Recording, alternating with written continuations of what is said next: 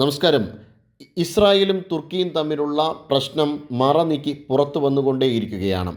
കഴിഞ്ഞ ദിവസം, അതായത് ശനിയാഴ്ച, തുർക്കിയുടെ ആഭ്യന്തര മന്ത്രിയായ മുസ്തഫ ചിഫ്റ്റി തന്നെ പറയുകയുണ്ടായി, ജെറുസലേം ഇസ്രായേലിൻ്റെ ഭാഗമല്ല, അത് ഒട്ടോമൻ എംപയറിൻ്റെ വിശാലമായ മുസ്ലിം ഭരണ നേതൃത്വത്തിന് കീഴിൽ വരേണ്ട ഒരു പ്രദേശമാണ് ജെറുസലേം. അത് ഇസ്ലാമിനെ സംബന്ധിച്ച് വളരെയധികം വലിയ പുണ്യ സങ്കേതമാണ്. അതുകൊണ്ട് തന്നെ അത് തുർക്കിയുടെ കീഴിൽ അല്ലെങ്കിൽ ഒട്ടോമൻ എംപയറിൻ്റെ കീഴിൽ വരേണ്ട ഒരു സ്ഥലമാണ്, ഒരു ഇടമാണ് എന്ന് തുറന്നു പറയുകയുണ്ടായി.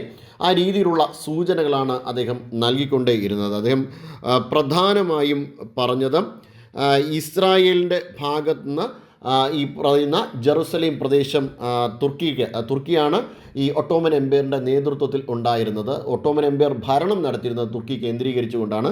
അതുകൊണ്ട് തന്നെ ഈ തുർക്കിയുടെ ഭാഗമായി ജെറുസലേമും മാറുമെന്നാണ് നമ്മളുടെ കാഴ്ചയിൽ നമുക്ക് കാണാൻ കഴിയും. എങ്ങനെയാണോ അലേപ്പോ മാറിയത്, അതോടൊപ്പം തന്നെ കർബാഖ് മാറിയത്, അതുപോലെ തന്നെ ജെറുസലേമും മാറും എന്ന വളരെ ശക്തമായ രീതിയിലുള്ള ഒരു സൂചനയാണ് അദ്ദേഹം ഈ അടുത്ത സമയത്തായി നൽകിയത്. തുർക്കിയും ഇസ്രായേലും തമ്മിലുള്ള പ്രശ്നം ആരംഭിച്ച് കഴിഞ്ഞ കുറച്ചധികം വർഷങ്ങളായി ഇവർ തമ്മിലുള്ള അസ്വാരസ്യങ്ങൾ തുടങ്ങിയിട്ട്. പക്ഷേ 1948 ഇസ്രായേൽ പിറന്ന ഉടനെ തന്നെ ആദ്യം അംഗീകരിച്ച ഒരു രാജ്യം എന്ന് പറയുന്നത് തുർക്കിയാണ്.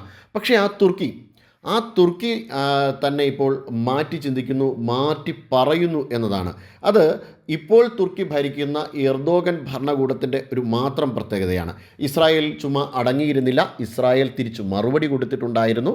അതായത് ഒരു കാരണവശാലും പഴയ കറപ്റ്റായിട്ടുള്ള അഴിമതി നിറഞ്ഞ ഒട്ടോമൻ എംപയറിൻ്റെ ഭാഗമല്ല ജെറുസലേം ഇസ്രായേലിൻ്റെ ഭാഗം തന്നെയാണെന്ന് വളരെ ശക്തമായ രീതിയിലുള്ള താക്കീത് തന്നെ ഇസ്രായേലിൻ്റെ ഭാഗത്തു നിന്ന് ഉണ്ടായിട്ടുണ്ടായിരുന്നു. ഇതിന് ഒരു ചരിത്ര പശ്ചാത്തലം കൂടിയുണ്ട്. 1517 മുതൽ 1917 വരെ തുർക്കി ഒട്ടോമൻ എംപയറിൻ്റെ തുർക്കി കേന്ദ്രീകരിച്ച് ഭരിച്ചിരുന്ന ഒട്ടോമൻ എംപയറിൻ്റെ ഭാഗമായിരുന്നു ജെറുസലേം എന്നുള്ളതാണ്. ഈ ജെറുസലേം പിന്നീട് ഒന്നാം ലോക മഹായുദ്ധത്തിന് ശേഷം, ഒന്നാം ലോക മഹായുദ്ധം കഴിഞ്ഞ ഉടനെ തുർക്കിയിൽ നിന്ന് ഈ ജെറുസലേമൊക്കെ മാറുകയുണ്ടായി. തുർക്കിയുടെ നേതൃത്വത്തിലുള്ള അല്ലെങ്കിൽ തുർക്കിയിൽ തുർക്കി കേന്ദ്രീകരിക്കുകയും മറ്റ് പല പ്രദേശങ്ങളുണ്ടായിരുന്നു. ഇസ്ലാമിക ലോകത്തിന് വേണ്ടി ഇപ്പോൾ ജോർദാൻ ഉൾപ്പെടെയുള്ള പ്രദേശങ്ങൾ ഈ ഒട്ടോമൻ സാമ്രാജ്യത്തിൻ്റെ ഭാഗമായി. ഈ ഒട്ടോമൻ സാമ്രാജ്യത്തെ ലിബറേറ്റ് ചെയ്തു, ഒട്ടോമൻ സാമ്രാജ്യത്തെ പിരിച്ചുവിടുകയും അങ്ങനെ പല രാജ്യങ്ങളായിട്ടത് മാറുകയും ഒക്കെ ചെയ്തിരുന്നു. അതിൻ്റെ ഭാഗമായിട്ട് ഭാരതത്തിനകത്ത് പോലും വർഗീയ ലഹളകൾ ഉണ്ടായിരുന്നു. ഖിലാഫത്ത് പോലുള്ള പ്രശ്നങ്ങൾ അതിൻ്റെ ഭാഗമായിട്ടാണ് ഉണ്ടായിരുന്നത്. 1921 വർഗീയ ലഹള എന്ന് തന്നെ അതിനെ പറയേണ്ടി വരും. മലബാർ കലാപവുമായി ബന്ധപ്പെട്ട വർഗീയ ലഹള, അത് ഹിന്ദുക്കൾക്ക് നേരെ ഇവിടെ കേരളത്തിനകത്ത് തന്നെ വളരെ ശക്തമായ ഒരു മൂവ്മെൻ്റ് ആയിരുന്നു.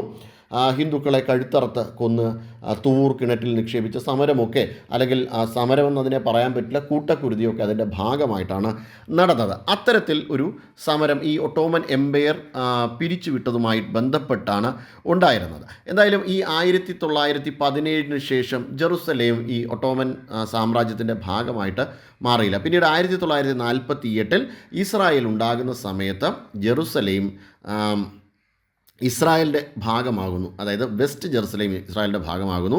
1967 യുദ്ധത്തിന് ശേഷം, 6 ദിവസത്തെ യുദ്ധത്തിന് ശേഷം ഈസ്റ്റ് ജെറുസലേം കൂടി ഇസ്രായേലിൻ്റെ പക്ഷത്ത് ചേർക്കുന്നുണ്ടായിരുന്നു. അതുവരെ ഈസ്റ്റ് ജെറുസലേം 1947 ശേഷം 48 മുതൽ ഈ 1967 വരെ ഈസ്റ്റ് ജെറുസലേം ജോർദാൻ്റെ ഭാഗമായിരുന്നു. പിന്നീട് അത് ഇസ്രായേലിൻ്റെ ഭാഗമായി 67 മുതൽ ഇസ്രായേലിൻ്റെ ഭാഗമായി തീരുകയാണ് ചെയ്തത്. UN അത് അംഗീകരിച്ചിരുന്നില്ല. പിന്നീട് ഇസ്രായേലും പാലസ്തീനും തമ്മിലുണ്ടായ ഒരു ജോയിൻ്റ് എഗ്രിമെൻറ്റിൻ്റെ ഭാഗമായിട്ട് ചില നീക്കുപോക്കുകളൊക്കെ നടത്തിയിരുന്നതൊഴിച്ചാൽ ഇത് ജെറുസലേം പൂർണ്ണമായും ഇപ്പോൾ ഇസ്രായേലിൻ്റെ നിയന്ത്രണത്തിൽ തന്നെയാണ് കാലങ്ങളായി ഉള്ളത്. അപ്പോൾ അത്തരത്തിൽ ഭരണം നയിച്ചു പോകുന്ന, അല്ലെങ്കിൽ വളരെ നല്ല മെച്ചപ്പെട്ട രീതിയിൽ ഭരണം മുന്നോട്ട് പോകുന്ന ഒരു പ്രദേശത്തെ തങ്ങളുടെ ഭാഗമാക്കി മാറ്റണം, ഒരു ഇസ്ലാമിക ലോകത്തിൻ്റെ ഭാഗമാക്കി മാറ്റണം എന്നാണ് ഇപ്പോൾ തുർക്കിയുടെ അവകാശവാദം. തുർക്കി കുറച്ച് നാളുകളായിട്ട് ഇസ്രായേലിനെ കയറി അങ്ങോട്ട് ചൊറിഞ്ഞുകൊണ്ടേയിരിക്കുകയാണ്.